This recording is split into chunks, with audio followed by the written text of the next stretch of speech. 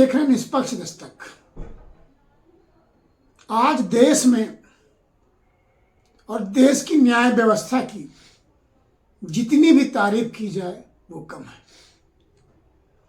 कहते हैं भारत की कोर्टों को भारत का न्याय का मंदिर कहा जाता है और ये सच है। गाहे बगाए लोग कुछ भी कहते रहते हैं, लेकिन सच में सत्य यही है कि भारत की कोर्टें भारत का न्याय मंदिर है। अभी हाल में ही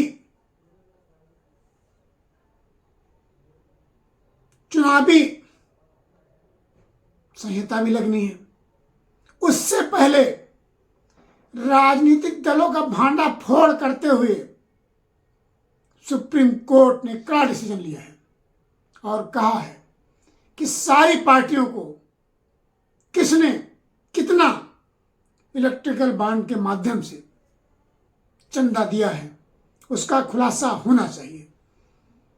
भारतीय लोकतंत्र में कहा गया है कि जानने का हक सबको है। उसी की परपाटी बनते हुए कई सारी याचिकाएं दायर हुई कि पार्टियों को कौन कितना चंदा देता है उसकी जानकारी सार्वजनिक की जाए।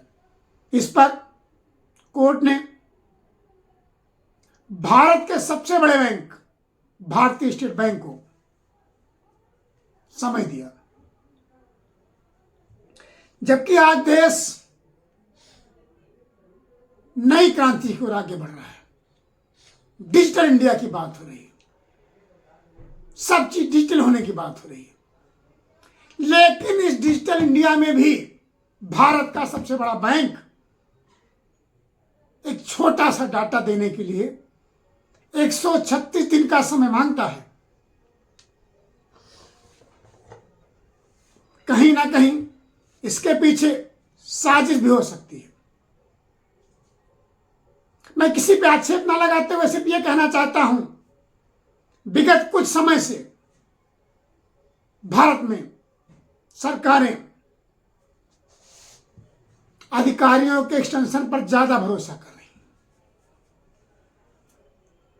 स्टेट गवर्नमेंट हो या सेंट्रल गवर्नमेंट हो,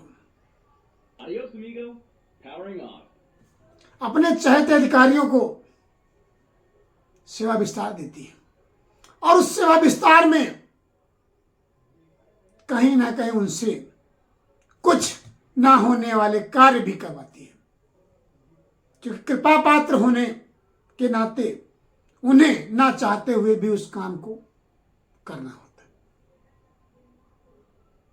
मैं आगे ना ले जाकर वापस फिर आता हूं मुद्दे पर, जहां एसबीआई ने 136 दिन का समय मांगा था।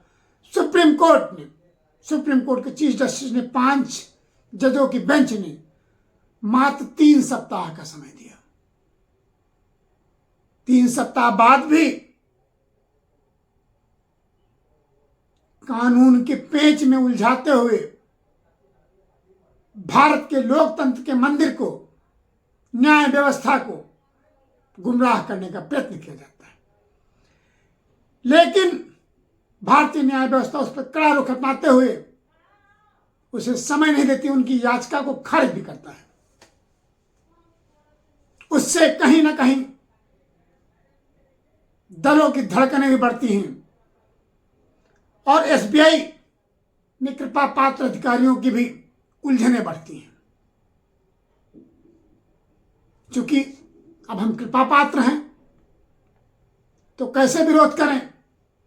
उस पे सुप्रीम कोर्ट ने एसबीआई को सख्त आदेश दिया है कि 12 तारीख शाम 5 बजे तक उससे इलेक्ट्रिकल बॉन्ड के माध्यम से कितना चंदा किस पार्टी को मिला है देना होगा। और ये डाटा एसबीआई को चुनाव आयोग का देना है। चुनाव आयोग 15 मार्च 2024 को इसे सार्वजनिक करेगा, अपनी वेबसाइट पर पब्लिश करेगा। अब ये चंदा का खेल लगभग 160 अरब के आसपास का है।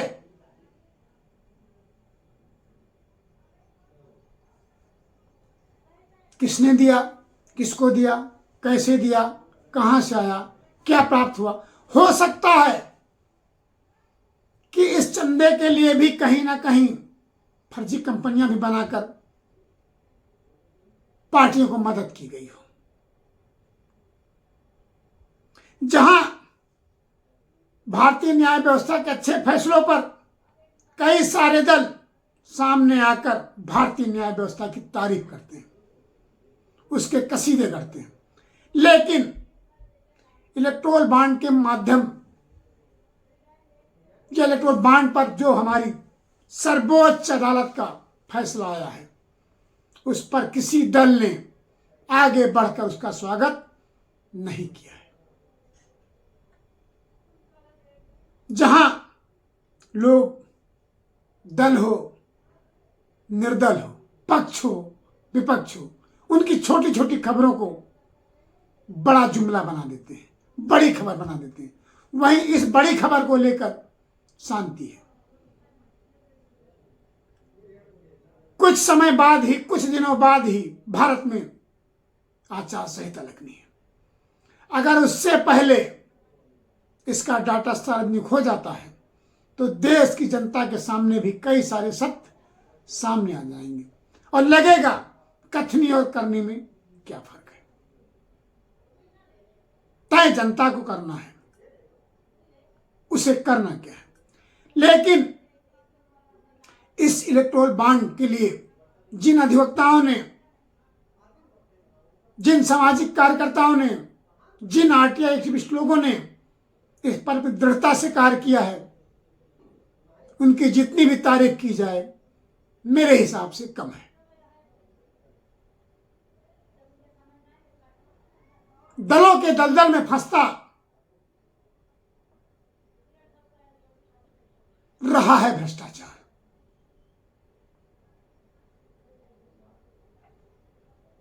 कई बार यह भी देखा गया है जिनकी हैसियत कुछ भी नहीं होती है फिर भी वो लाखों का चंदा देते हैं। कई बार ये उजागर भी हो चुके हैं। लेकिन जिस तरह से आज डिजिटल युग में एसबीआई ने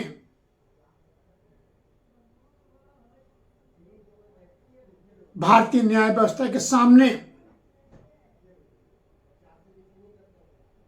झूठ पेश किया है, उसकी जितनी निंदा की जाए वो कम है।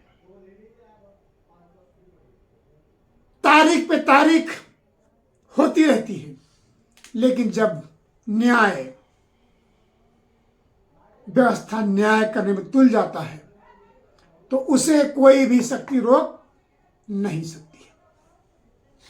आज भारतीय न्याय व्यवस्था की जितनी भी तारीफ की जाए कम है और इसका जोर शोर से प्रचार भी होना चाहिए।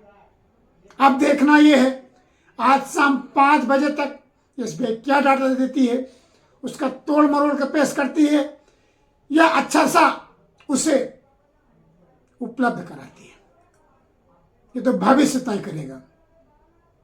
15 मार्च के बाद किस तरह से चुनाव आयोग अपनी वेबसाइटों के माध्यम से इसे लोगों को तो उपलब्ध कराती है, ये तब की तब देखी जाएगी। लेकिन हमें अपने भारतीय न्याय व्यवस्था पर विश्वास करते हुए, उसकी बार बार वंदना करते हुए जितनी भी तारीफ की जाए कम है। अगर आपको मेरे विचार देश हित में, समाज हित में, राष्ट्र हित में अच्छी लगे तो अपने कमेंट्स जरूर कीजिएगा। क्योंकि जैसे देखिए सेवा विस्तार की बात कई स्टेटों में और भारत सरकार में भी होती रहती है, उससे उनके अधीनस्थ या उनके जूनियर अधिकारियों का हक भी माना जाता है, उससे कहीं ना कहीं आपसी वैमनस्यता भी होती है। फिर भी सरकारें कहती रहती हैं कि ये योग्य हैं इसलिए इनका विस्तार किया गया। अरे भाई साहब, अगर योग्य हैं तो अमर तो नहीं है ना। ये जब अमर नहीं है तो उनको 6 महीने पहले जिम्मेदारी दी जाए कि इस पद के लिए लायबिल हैं और उन्हें अपनी योग्यता का पाठ पढ़ाएं। लेकिन ऐसा करने से सरकारें बचती हैं, क्यों करती हैं ये आप लोग समझ सकते हैं। सेवा विस्तार से उनके कर्मचारियों में हीनता की भावना आती है। सपोज करिए मैं एक्सपोस्ट में हूं